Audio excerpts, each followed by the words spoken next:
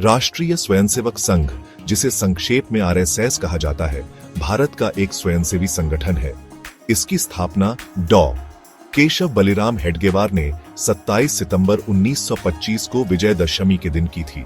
यह संगठन अपने आप को एक सांस्कृतिक संगठन मानता है जो हिंदू समाज को संगठित और अनुशासित करने का कार्य करता है।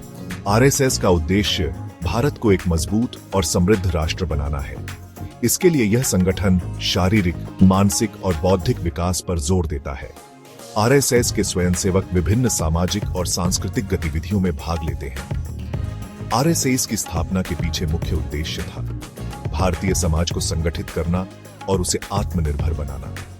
आरएसएस का मानना था कि स्वतंत्रता प्राप्ति के लिए समाज का संगठित होना अत्यंत आवश्यक है।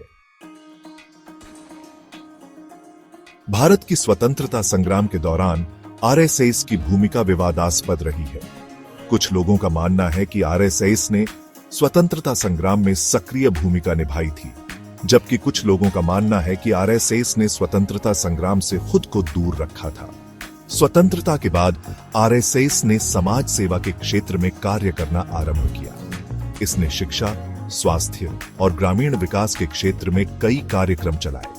आरएसएस का मानना है कि सामाजिक समरसता और राष्ट्रीय एकता के लिए समाज सेवा अत्यंत आवश्यक है। आरएसएस का इतिहास उतार चढ़ाव से भरा रहा है।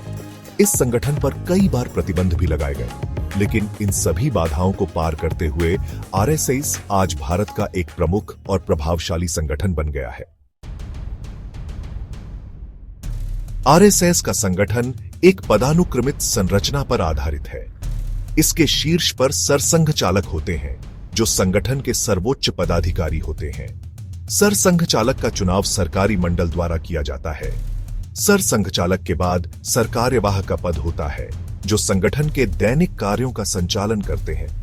आरएसएस की शाखाएं पूरे भारत में फैली हुई हैं।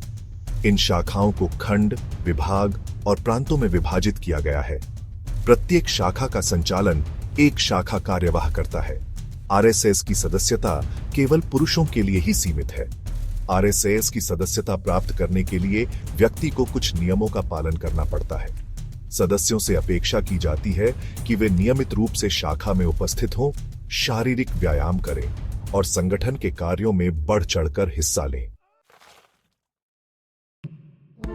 विचारधारा और सिद्धांत, नींव के पत्थर।